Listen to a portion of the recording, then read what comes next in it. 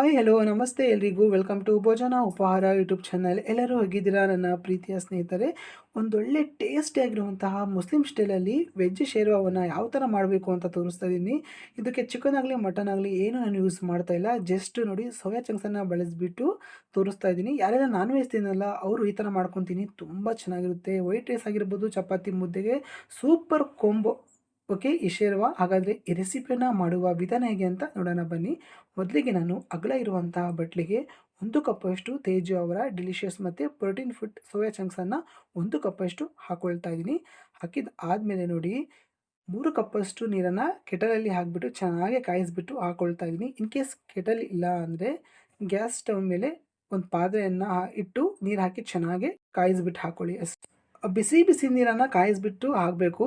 So ಮುಳುಗುವಷ್ಟು ನೀರನ್ನು ಹಾಕ್ಕೊಳ್ತಾ ಇದ್ದೀನಿ. ಹಾಕಿದ್ದಾದಮೇಲೆ ಮೇಲೆ ಒಂದು ಪ್ಲೇಟನ್ನು ಮುಚ್ಚಿ ನಾನು 5ರಿಂದ 10 ನಿಮಿಷಗಳ ಕಾಲ ಇದನ್ನು ಚೆನ್ನಾಗಿ ನೆನೆಯಲಿಕ್ಕೆ ಬಿಡ್ತಾ ಇದ್ದೀನಿ. ಇವಾಗ ಒಂದು ಮಸಾಲಾನ ರುಬ್ಕೋಬೇಕು.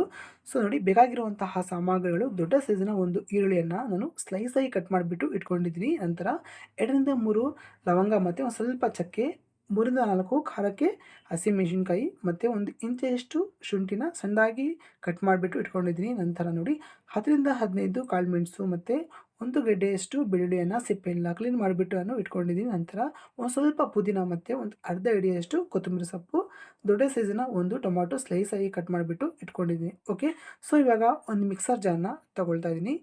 ನಂತರ ನಾನು ತೋರಿಸಿರುವಂತಹ ಸಾಮಗ್ರಿಗಳನ್ನು ಒನ್ ಬೈ ಒನ್ ಹಾಕೋಬೇಕು. ನೋಡಿ, ಮೊದಲಿಗೆ ಕೊತ್ತಂಬರಿ ಸೊಪ್ಪು ಹಾಕ್ಕೊಳ್ತಾ ಇದ್ದೀನಿ. ನಂತರ ಪುದೀನ ಮತ್ತು ಟೊಮೆಟೊ ಆಗಿರ್ಬೋದು, ಈರುಳ್ಳಿ ಆಗಿರ್ಬೋದು ಮತ್ತು ಶುಂಠಿ, ಬೆಳ್ಳುಳ್ಳಿ, ಲವಂಗ, ಚಕ್ಕೆ. ಓಕೆ, ಒಟ್ಟಾರೆಯಾಗಿ ನಾನು ತೋರಿಸುವಂತಹ ಸಾಮಗ್ರಿಗಳನ್ನು ಎಲ್ಲವೂ ಒನ್ ಬೈ ಒನ್ ಹಾಕ್ಕೊಳ್ತಾ ಇದ್ದೀನಿ.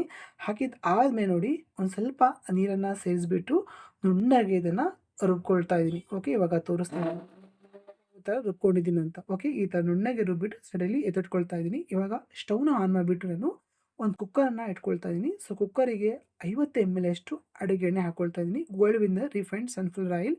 ಇದು ವಿಟಮಿನ್ ಎ, ಡಿ, ಇ ಮತ್ತು ಗೌರ್ಮೆಂಟ್ ರಿಜಿಸ್ಟರ್ ಕೂಡ. ಬಹಳ ಜನ ನನಗೆ ಬಹಳಷ್ಟು ಟೈಮ್ ಕೇಳ್ತಾ ಇದ್ರಿ, ಯಾವ ಎಣ್ಣೆ ಯೂಸ್ ಮಾಡ್ತೀರಾ ಅಂತ. ನೋಡಿ, ಬಹಳಷ್ಟು ವಿಡಿಯೋದಲ್ಲಿ ಹೇಳಿದ್ದೀನಿ. ನಾನು ಬಳಸುವಂತಹ ಎಣ್ಣೆ ಗೋಲ್ಡ್ ವಿನ್ನರ್ ಆಗಿದೆ, ತುಂಬ ಚೆನ್ನಾಗಿದೆ ಇದು ಎಣ್ಣೆ. ಸೊ ನೋಡಿ, ಇವಾಗ ಎಣ್ಣೆ ಚೆನ್ನಾಗಿ ಬಿಸಿ ಆಗ್ತಾ ಇದೆ ಅನ್ಬೇಕಾದ್ರೆ ರುಬ್ಬಿರುವಂತಹ ಮಸಾಲವನ್ನು ಹಾಕಿಬಿಟ್ಟು ನೋಡಿ, ಕೈ ಬಿಡದೆ 2ರಿಂದ 3 ನಿಮಿಷಗಳ ಕಾಲ ಘಮ ಘಮ ಅಂತ ಬರಬೇಕು ವಾಸನೆ, ಅಲ್ಲಿ ತನಕ ಚೆನ್ನಾಗಿ ಇದನ್ನು ಫ್ರೈ ಮಾಡ್ಕೊಳ್ತಾ ಇದ್ದೀನಿ. ಇವಾಗ ನೋಡಿ, ಮಸಾಲದಿಂದ ಎಣ್ಣೆ ಸಪ್ರೇಟ್ ಆಗ್ತಾ ಇದೆ ಅನ್ಬೇಕಾದ್ರೆ ಒಂದು 10 ನಿಮಿಷ ಆಗಿದೆ. ಸೋಯಾ ಚಂಕ್ಸ್ ನೋಡ್ಬೋದು ಎಷ್ಟು ದಪ್ಪ ದಪ್ಪಾಗಿರುತ್ತೆ.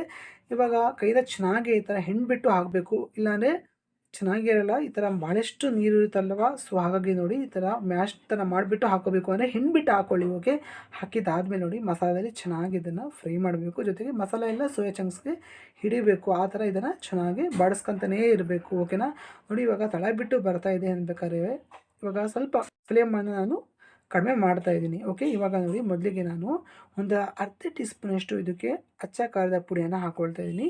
ಅಷ್ಟು ಖಾರ ಇಲ್ಲ ಮೆಣಸಿನ್ಕಾಯಿ, ಸೊ ಹಾಗಾಗಿ ನೋಡಿಬಿಟ್ಟು ಹಾಕ್ಕೊಳ್ಳಿ. ಏನಾದರೂ ಖಾರ ಜಾಸ್ತಿ ತಿಂತೀರ ಅಂದರೆ ಸ್ವಲ್ಪ ಜಾಸ್ತಿನೇ ಹಾಕ್ಕೊಳ್ಳಿ.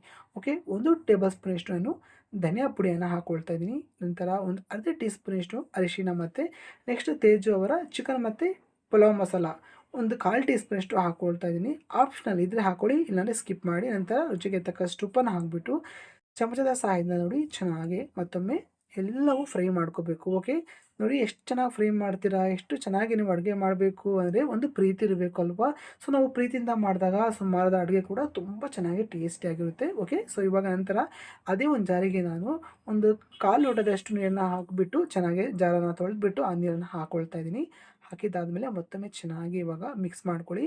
ನಿಮಗೆ ಟೆಕ್ಸ್ಚರ್ ನೋಡ್ಕೊಳ್ಳಿ, ಏನಾದರೂ ಗ್ರೇವಿ ಟೈಪ್ ಬೇಕು ಅಥವಾ ಸ್ವಲ್ಪ ಸುಕ್ಕ ಟೈಪ್ ಬೇಕು ಅಂದರೆ ನೀರನ್ನು ಸ್ವಲ್ಪ ಜಾಸ್ತಿ ಮಾಡ್ಕೊಳ್ಳಿ. ಸುಕ್ಕ ಥರ ಬೇಕು ಅಂದರೆ ಸ್ವಲ್ಪ ನೀರು ಕಡಿಮೆ ಮಾಡಿ 1.5 ಲೋಟದಷ್ಟು ನಾನು ನೀರನ್ನು ಹಾಕ್ಕೊಳ್ತಾ ಇದ್ದೀನಿ. ನೀವು ಸ್ವಲ್ಪ ಜಾಸ್ತಿನೇ ಬೇಕು ಅಂದರೆ ಹೆಚ್ಚಿನದಾಗಿನೇ ಹಾಕೋಬೋದು, ಏನೂ ಸಮಸ್ಯೆ ಇಲ್ಲ. ನಂತರ ಕುಕ್ಕರ್ನ ಲಿಡ್ ನಾನು ಕ್ಲೋಸ್ ಮಾಡಿಬಿಟ್ಟು ಜಸ್ಟ್ ನೋಡಿ ಒಂದು ವಿಸಲನ್ನು ಮಾಡ್ಕೊಳ್ತಾ ಇದ್ದೀನಿ. ಒಂದು ವಿಸಲ್ ಬಂದ ತಕ್ಷಣ ಯಾವುದೇ ಕಾರಣಕ್ಕೂ ಓಪನ್ ಮಾಡಲಿಕ್ಕೆ ಹೋಗಬೇಡಿ. ಏರೆಲ್ಲ ತಣ್ಣಗಾದ್ಮೇಲೆ ಏರೆಲ್ಲ ಹೋದಾದ್ಮೇಲೆ ನೋಡಿ ಓಪನ್ ಮಾಡ್ಕೊಳ್ಳಿ. ಇವಾಗ ಎಕ್ಸ್ಟ್ರಾ ಏನಾದರೂ ಹೇರಿದ್ರೆ ಈ ಥರ ವಿಸಲ್ನ ಓಪನ್ ಮಾಡಿ ಏರೆಲ್ಲ ಔಟ್ ಆಗುತ್ತೆ. ನಂತರ ನೋಡಿ ಕುಕ್ಕರ್ನಲ್ಲಿ ಓಪನ್ ಮಾಡ್ಕೊಳ್ತಾ ಇದ್ದೀನಿ. ಎಷ್ಟು ಸ್ಮೆಲ್ ಬರ್ತಾ ಇದೆ, ಘಮ ಘಮ ಅಂತ ತುಂಬಾ ಬಿಸಿಯಾಗಿದೆ. ಫೈನಲಾಗಿ ಚಮಚದ ಸಹಾಯದಿಂದ ಎಲ್ಲವನ್ನು ಮಿಕ್ಸ್ ಮಾಡಿಬಿಟ್ಟು ನೋಡಿ ಸರ್ವಿಂಗ್ ಬೌಲಿಗೆ ನಾನು ಹಾಕ್ಕೊಳ್ತಾ ಇದ್ದೀನಿ. ಘಮ ಘಮ ಅಂತ ಆ ಸ್ಮೆಲ್ಲಿಗೂ ಬಿಸಿ ಬಿಸಿ ಅನ್ನ ಅಥವಾ ಮುದ್ದೆಗೆ ಹಾಕಿ ತಿಂತಾ ಇದ್ರೆ ಮಾತ್ರ ಆಹಾ! ಸೂಪರೋ ಸೂಪರ್! ಎಲ್ಲ ಅನ್ನವನ್ನ ಖಾಲಿ ಮಾಡ್ಬೋದು ನೋಡಿ. ಅಷ್ಟು ಟೇಸ್ಟಿಯಾಗಿರುತ್ತೆ. ಫೈನಲ್ ಆಗಿ ನೋಡ್ಬೋದು ಎಲ್ಲವೂ ಒಂದು ಬೌಲಿಗೆ ಹಾಕೊಂಡಿದ್ದೀನಿ. ರುಚಿ ರುಚಿಯಾಗಿರುವಂತಹ ಮುಸ್ಲಿಂ ಸ್ಟೈಲಲ್ಲಿ ವೆಜ್ಜು ಶೇರ್ವ ರೆಡಿಯಾಗಿದೆ. ಬನ್ನಿ ಎಲ್ಲರೂ ಸವಿಯೋಣ. ನೀವು ಕೂಡ ಒಂದ್ಸತಿ ಟ್ರೈ ಮಾಡಿಬಿಟ್ಟು ಕಮೆಂಟ್ ಮುಖಾಂತರ ಹೇಳಿ. ಈ ರೆಸಿಪಿ ಇಷ್ಟ ಆದರೆ ಲೈಕ್ ಮಾಡಿ, ಸಬ್ಸ್ಕ್ರೈಬ್ ಮಾಡ್ಕೊಳ್ಳಿ. ಶುಭವಾಗಲಿ. ಧನ್ಯವಾದಗಳು. ಬಾಯ್. ಮತ್ತೆ ಸಿಗೋಣ.